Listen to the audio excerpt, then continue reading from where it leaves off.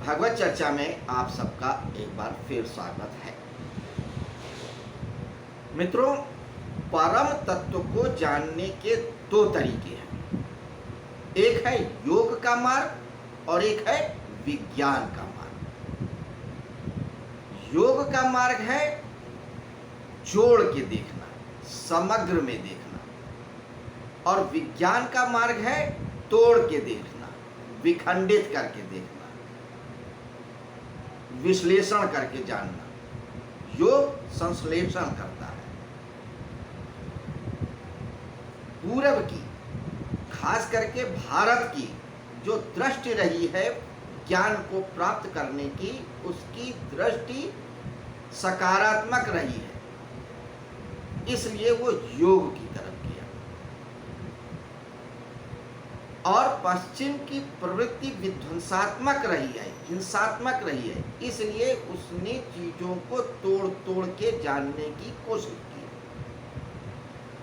अगर पूरब के किसी विद्वान को पत्ती के बारे में जानना है, किसी पेड़ की पत्ती का रंग हरा क्यों होता है, तो आप पेड़ की पत्ती को जानेगा, इसके पहले वह पेड़ की डंगाल को जानेगा, उसके तने को जानेगा, उसके जड़ को जानेगा, जिस पृथ्वी से जुड़ी है उसको जानेगा, फिर ग्रह नक्षत्र तारों और पूरे ब्रह्मांड को जानेगा, तब उस पत्ती को भी जान लेगा। लेकिन पश्चिम क्या करता है, यह विज्ञान क्या करता है कि पत्ती को जानना है तो पत्ती का रंग हरा क्यों है वो तोड़ेगा, तोड़ तोड़ के टुकड़े करेगा, इलेक्ट्रॉन प्रोटॉन तक जाएगा, पॉजिट्रॉन तक जाएगा, उसके आगे क्वांटा वगैरह तक हो तो भी जाएगा, और तब कोई रिजल्ट निकालेगा कि इस पत्ती का रंग हरा क्लोरोफिल की वजह से है।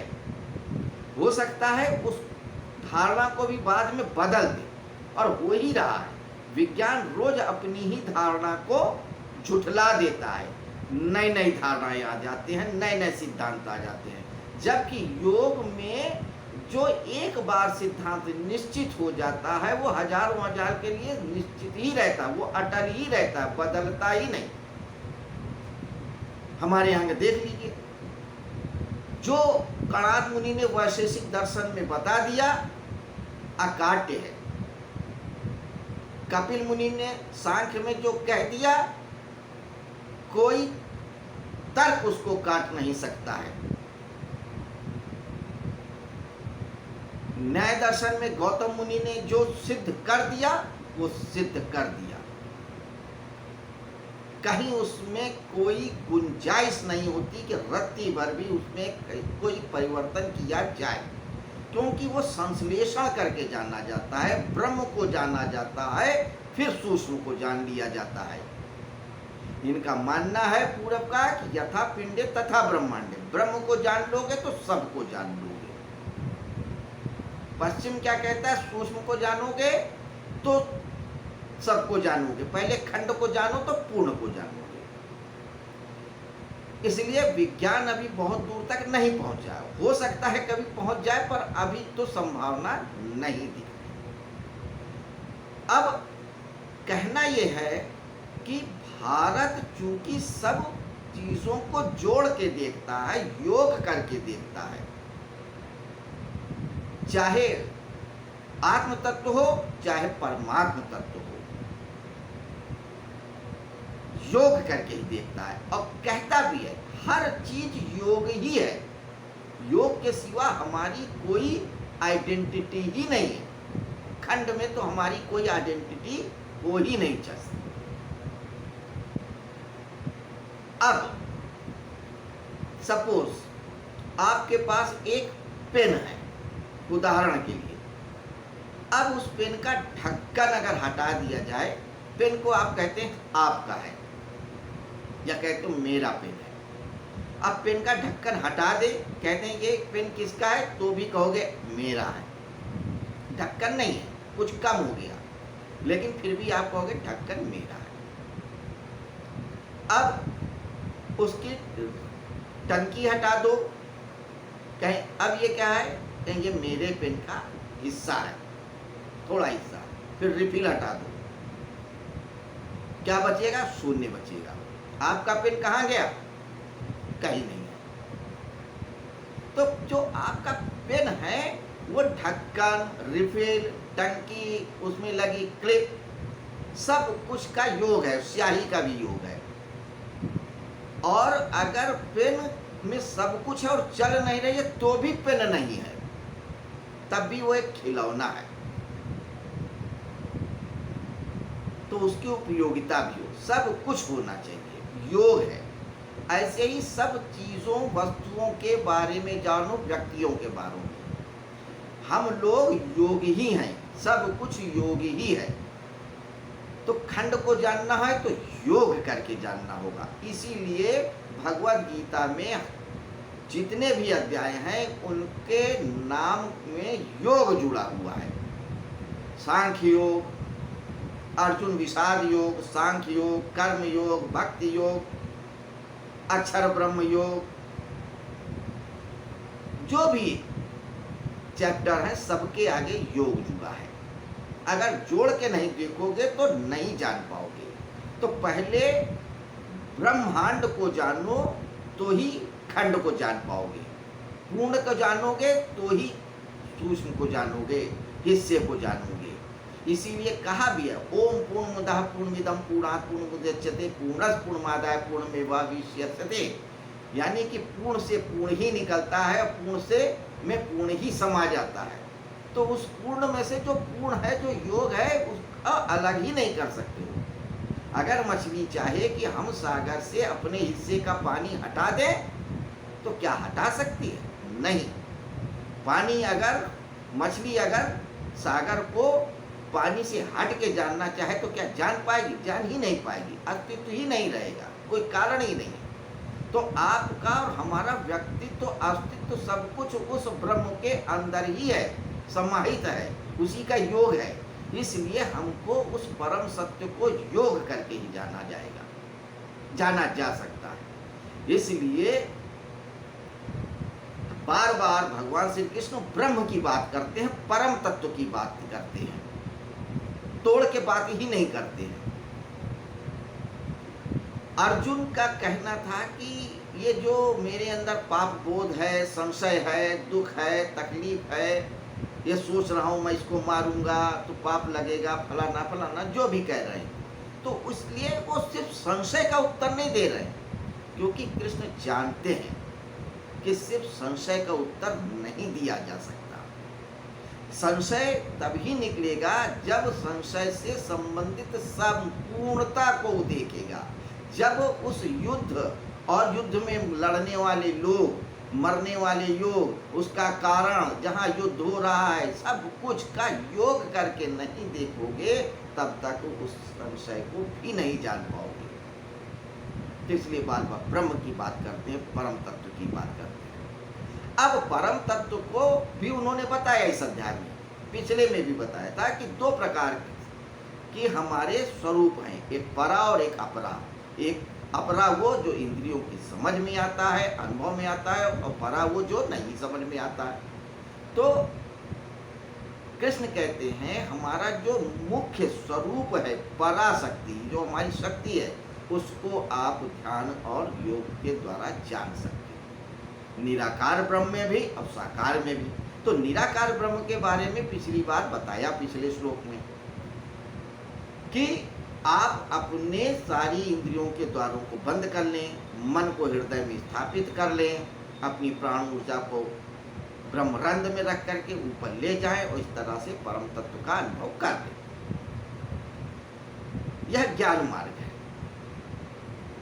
यह कठिन मार्ग है।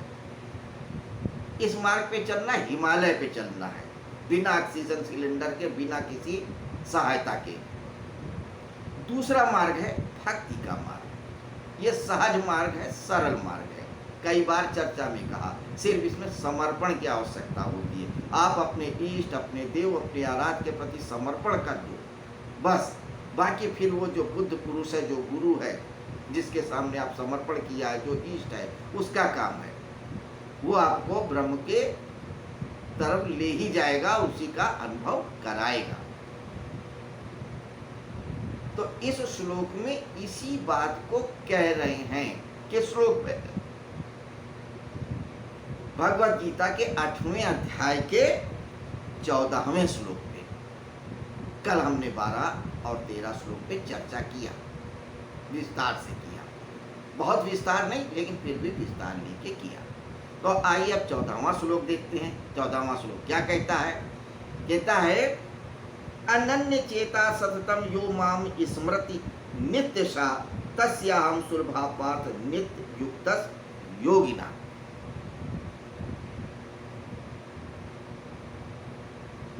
अनन्य चेता सततम, सततम मतलब लगातार, अनन्य चेता, अनन्य चेता मतलब चेतना मतलब जानना, अन्य किसी और के बारे में चेतना ही नहीं, बोध ही नहीं रखना, ध्यान ही नहीं रखना। तो जो साधक मेरे अलावा किसी अन्य की तरफ ध्यान ही नहीं देते हैं, अनन्य चेतता, अन्य, अन्य मतलब दूसरा, दूसरे किसी बात में सोचते ही नहीं, सिर्फ और सिर्फ वासुदेव यानी मुझको भजते हैं।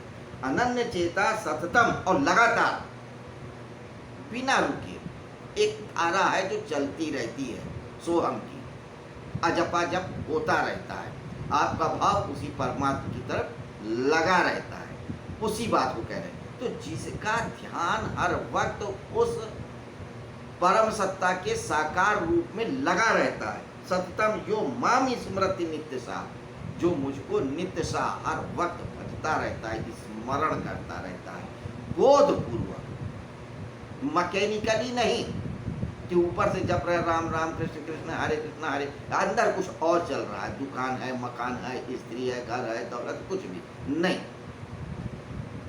मन में भी उसी का स्मरण भाव रूप से।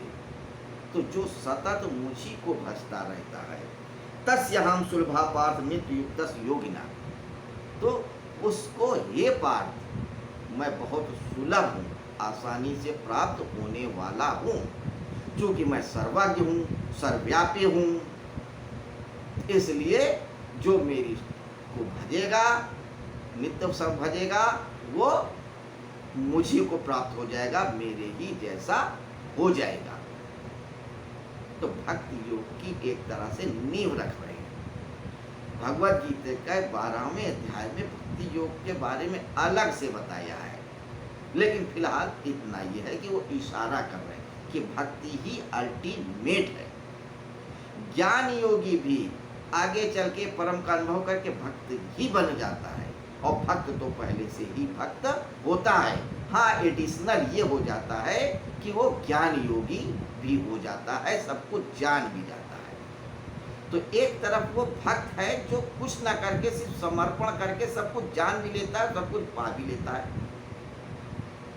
दूसरी तरफ है बहुत मेहनत करके, जन्मों जन्मों की मेहनत करके, बहुत आत्मशक्ति लगा के, बहुत संकल्प शक्ति लगा करके, कष्ट उठा के कई जन्मों में उस ब्रह्म का अनुभव कर भी लेते हैं, और तब फिर भक्ति ही बनना पड़ता है, हो ही जाते हैं, बनना क्या पड़ता, हो ही जाते हैं। तो जब भक्ति ही बनना है, भक्त ही हो ही जाना है, तो पहले बन जाओ, जरूरत क्या है इतनी खटराक करने की? क्या ध्यान लगा रहे हैं, प्राण ऊर्जा ऊपर ले जा रहे हैं और बहुत खतरे मोल ले रहे हैं, कोई मतलब नहीं, समर्पण कर दो और पा लो, सिंपल सा फार्मूला है और कुछ भी नहीं। तो अनन्य चेता सत्यम यो माम स्मृति नित्यशा तस्याहं सुलभा पार्थ नित्य युक्तस योगिना। तो जो योग स्वरूप है उसको वो जान जाएंगे। ये अर्जुन तू भक्त बन जा। भक्त वो है समत्वम योग उच्यते। यहाँ पे योगिना मतलब जो समता को उपलब्ध हो चुका है, जो समता को प्राप्त हो चुका है, जिसके लिए दुख दुख नहीं है और सुख सुख नहीं है। दुख आता तो भी वैसा ही है, सुख जाता या आता तो भी वैसा ही है।